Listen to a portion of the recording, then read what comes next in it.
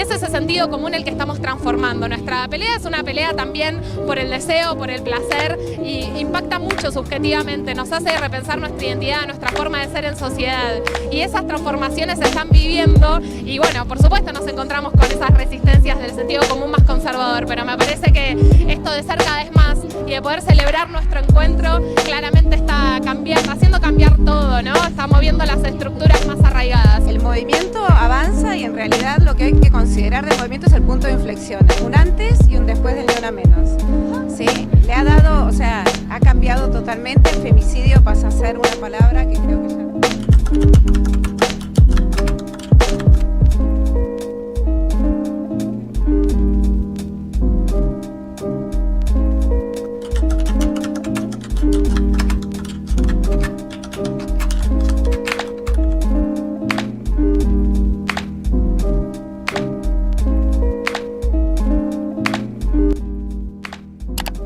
¿Qué es el aborto?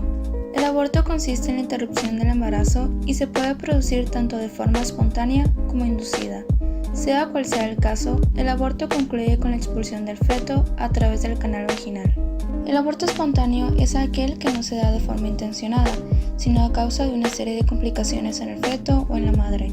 Generalmente ocurre durante las 12 primeras semanas de gestación y no precisa de ningún tipo de intervención quirúrgica, pero a partir de la semana 20 pasa a denominarse muerte fetal.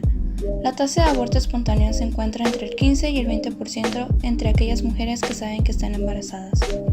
Las causas de un aborto espontáneo pueden ser varias, aunque lo más común es que se deba a problemas en los cromosomas u otros factores como niveles hormonales anómalos, diabetes no controlada, incompetencia del cuello uterino o algunos medicamentos. Otro tipo de causas pueden ser infecciones, obesidad, problemas físicos en los órganos reproductores de la madre, problemas en la respuesta inmunitaria o enfermedades graves. El aborto inducido es aquel que se realiza por propia voluntad de la mujer. Hay dos formas de interrumpir el embarazo, uno por un aborto médico y el otro por un aborto quirúrgico. El aborto médico se tiene que tomar un medicamento para llevar a cabo el aborto. Solo se puede hacer durante las 9 primeras semanas de embarazo. El más común es la mifepristona, una hormona que bloquea la progesterona. Este y otros medicamentos se toman durante 3 sesiones en una clínica bajo la supervisión del médico y pueden surgir algunos sangrados vaginales a causa del medicamento. Otros efectos de este tratamiento son cólicos, diarrea o malestar estomacal y en raras ocasiones fiebre alta. El aborto médico tiene una efectividad aproximadamente del 97%. En el caso del aborto quirúrgico se tiene que realizar una cirugía para extraer el feto y existen dos métodos frecuentes, que son la aspiración con vacío manual y la dilatación y evacuación. La aspiración con vacío manual se puede hacer durante las 12 primeras semanas de embarazo y consiste en la extracción de todo el tejido que contiene el útero con un instrumento succionador de manera manual. Una vez el aborto se ha llevado a cabo, se suele realizar un examen del útero adicional para determinar si queda tejido fetal en el útero. También se estudia si los restos expulsados correspondían a un feto o a una masa de células que son el resultado de un óvulo no desarrollado correctamente. En caso de que queden restos, se recurre a un legrado.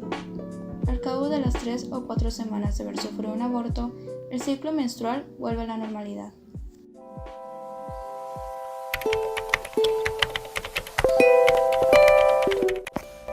Buenos Aires. La niña de 11 años había expresado su deseo. Quería interrumpir su embarazo porque era fruto del abuso sexual cometido por el novio de su abuela. Quiero que me saquen esto que me puso adentro el viejo, les dijo a los médicos según sus abogados.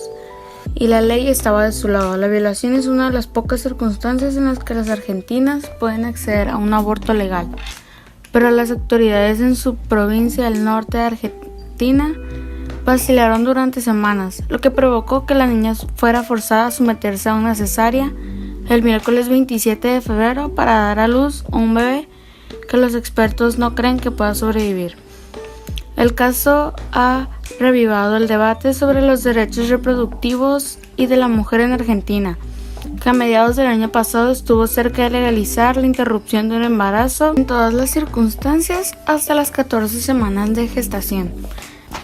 La niña de 11 años, a quien sus abogados se refieren con el seudónimo de Lucía, acudió a una clínica rural en la provincia de Tucumán el 29 de enero después de sufrir severos dolores de estómago durante varios días. Los médicos descubrieron que llevaba 19 semanas de embarazo y la refirieron a un hospital público en Banda del Río Salí, a las afueras de la capital provincial, 2 días después. Las autoridades dicen que la menor resultó embarazada por violación del novio de su abuela, quien fue arrestado. En el hospital, Lucía y su madre dejaron claro que querían interrumpir el embarazo. El aborto no es legal en Argentina, pero desde hace casi un siglo se ha permitido en casos de violación y cuando peligra la vida de la mujer embarazada. Sin embargo, en vez de coordinar que se cumplieran los deseos de Lucía, los funcionarios del hospital le dieron drogas que aceleraran el desarrollo fetal, según los abogados de la niña. Eran maniobras dilatorias para pasar el tiempo y que la niña diera a luz, afirmó Celia de Bono, la coordinadora argentina del Comité de América Latina y el Caribe para la defensa de los derechos de la mujer. Le decían que le ponían vitaminas, pero le ponían medicaciones para madurarle el feto. Al mismo tiempo, el hospital permitió que activistas antiaborto visitaran la habitación de Lucía, donde la exhortaron a dar a luz y le aseguraron que de otro modo nunca iba a ser madre, según Fernando Marchés, directora ejecutiva de Abogados y Abogadas del Noroeste Argentino en Derechos Humanos y Estudios Sociales, organización que representa a Lucía y a su familia. Mientras la menor seguía hospitalizada, las autoridades provinciales prácticamente no divulgaron información sobre el caso. Los familiares, cada vez más preocupados, enviaron un correo al grupo Ni Una Menos, dedicado a combatir la violencia contra las mujeres, que se volvió una voz destacada en la lucha para la despenalización del aborto. Cuando los abogados del grupo llegaron a visitar a la menor el lunes 25 de febrero, Marches dijo que encontraron una situación desesperante y angustiante. Agregó que la familia no recibió la información correcta para ejercer sus derechos. Los grupos por los derechos reproductivos presentaron demandas de emergencia para que el tribunal le ordenara al hospital realizar la interrupción del embarazo. Los médicos de ahí se rehusaron a calificarse como objetores de conciencia. Un par de doctores del sector privado acordó interrumpir el embarazo a solicitud del hospital. Como la gestación ya estaba tan avanzada y la menor sigue siendo de cuerpo pequeño, los médicos no vieron otra opción que realizar la cesárea, según Cecilia Auset, quien practicó el procedimiento junto con su marido, José Guiguena. En la sala de doctor Auset intentó poner música para que Lucía pudiera estar algo menos incómoda, aunque la presión arterial de la niña se disparó a niveles peligrosos. Su vida estaba en peligro, indicó la médica durante una entrevista telefónica. Cuando terminó la intervención quirúrgica a Lucía, un grupo de activistas antiaborto protestó afuera del hospital. Llevaban semanas manifestándose. Líderes evangélicos y católicos han trabajado para frenar la posible legalización del aborto. En un comunicado del Ministerio de Salud local dijeron que la cesárea pretendía salvar las 2 vidas, frase similar al eslogan de quien se opone al aborto legal. Este caso se ha vuelto notorio, pero muchos dicen que es apenas uno de muchos ejemplos de los que suceden en varias regiones de Argentina. En el norte hay muchas Lucías y hay muchos profesionales que le dan la espalda, aseguró Uset, la médica. Esto a una chica con plata no le pasa. Elisa Estensoro es la jefa del servicio de terapia intensiva del Hospital San Martín de la Plata, el hospital público más grande de la provincia de Buenos Aires. A lo largo de su carrera le tocó recibir mujeres que llegaron a verla con las peores complicaciones producto de abortos mal practicados. Uno de los cuadros más grandes que sufren las mujeres que se someten a abortos clandestinos es el síndrome de Mondor. ¿De qué se trata? El síndrome de Mondor es el cuadro de mayor gravedad dentro del aborto séptico y ocurre a mujeres con abortos mal practicados, realizados en condiciones que están fuera de todos los parámetros médicos. Se trata de una infección ascendente que comienza por la vagina. El síndrome de Mondor, muchos lo llaman el síndrome tricolor porque es una bacteria que tiene una serie de toxinas que producen hemólisis. Esta es la ruptura de los glóbulos rojos. Sufren un cuadro de insuficiencia renal aguda. El riñón deja de funcionar, pero la poca orina que producen es negra, producto de esa hemólisis. En realidad, médicamente hablando, es un estado de falla multiorgánica. Todos los órganos empiezan a fallar. Esos pacientes entran en insuficiencia renal aguda, prácticamente dejan de orinar, con dificultades respiratorias porque tienen los pulmones llenos de líquido y como están en shock necesitan drogas para mantener la presión arterial. En este cuadro de extrema gravedad, muchas de ellas mueren. ¿Qué tipo de secuelas sufren las mujeres que sobreviven a un cuadro médico de este tipo? Las que sobreviven pueden sufrir todo tipo de consecuencias y una bastante común ante las infecciones es la extracción uterina. Entre las más graves, sin embargo, está la coagulación intravascular diseminada. Significa que van trombosando todos los pequeños vasos y hay que ir amputando las extremidades, pies, piernas, brazos. Es una cosa terrible. Además, todas estas pacientes morirán, pero ahora muchas sobreviven gracias a los avances que se hicieron en el campo de la medicina.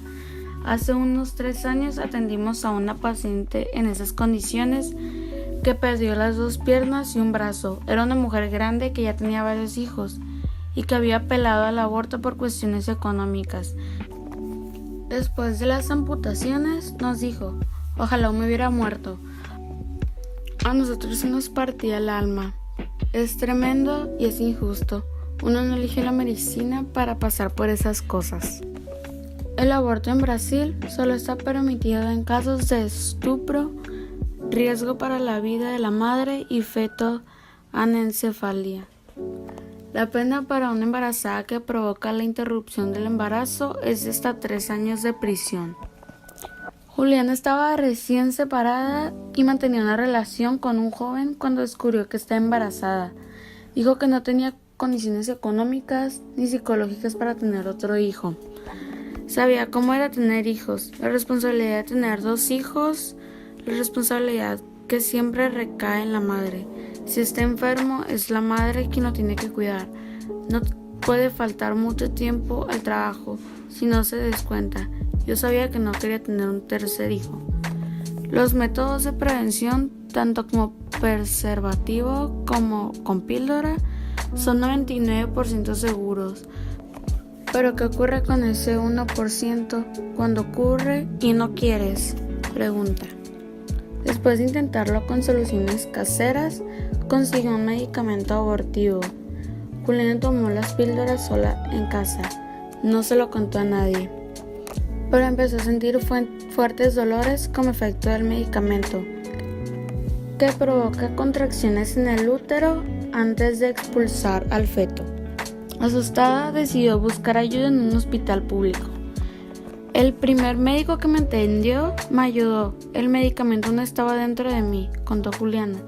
Me dijo que lo iba a tratar como aborto instantáneo y que estaba ahí para ayudarme y no juzgar, añadió. Pero la guardia de ese doctor terminó mientras Juliana aún estaba en proceso de aborto, aún bajo el efecto de la medicación. Cuando él se fue, aumentó el dolor. Comenzó el proceso de expulsión del feto, cuenta. La enfermera que la atendía le contó lo del aborto a la doctora, que asumió la guardia, y esta decidió llamar a la policía. La policía acudió inmediatamente al hospital e interrogaron a Juliana aún cuando estaba sangrando. Tras expulsar el feto, tuvo una convulsión.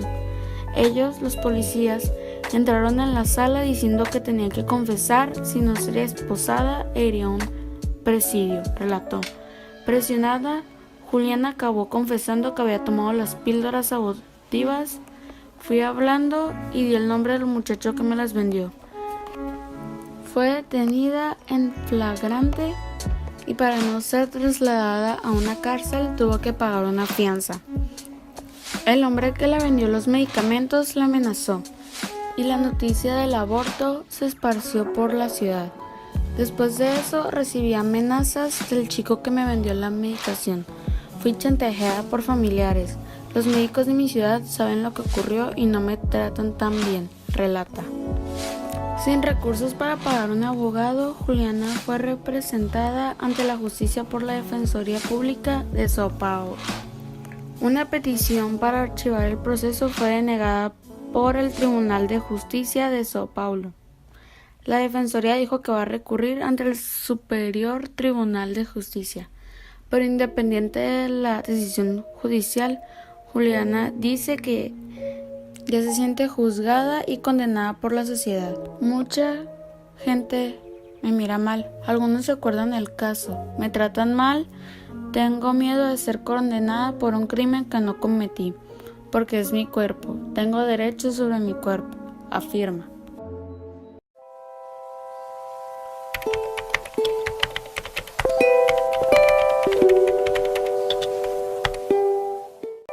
El 24 de abril de 2019 se cumplieron 12 años de la legalización del aborto en la Ciudad de México.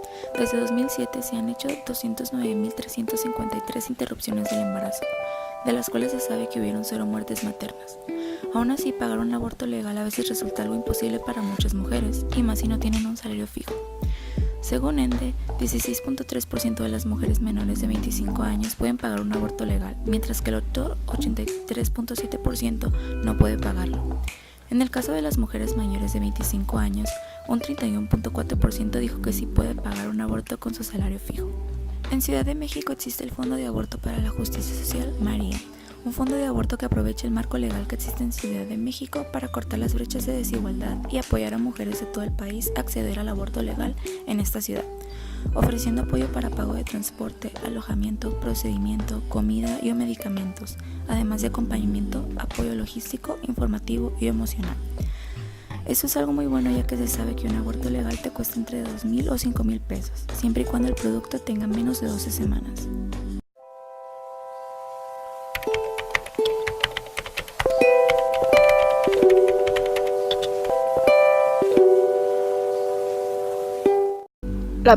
La penalización del aborto no disuade a las mujeres, afecta, restringe y viola derechos humanos fundamentales de niñas, adolescentes y mujeres. Las induce a recurrir a métodos de aborto inseguros y riesgosos para su vida y salud. Aumenta las muertes y pérdida de salud de las mujeres por abortos inseguros. Impacta negativamente en el acceso a los abortos legales. La falta de acceso a abortos seguros cuando está en riesgo la vida o la salud produce muertes por causas indirectas. La penalización del aborto tiene un impacto diferenciado en las mujeres pobres y jóvenes. Las expone a ser víctimas de tortura, tratos crueles, inhumanos y degradantes, y de violencia institucional. Valida un mercado millonario y clandestino que lucra con mujeres, con la autonomía de las mujeres. La penalización del aborto va en contra de la sociedad igualitaria.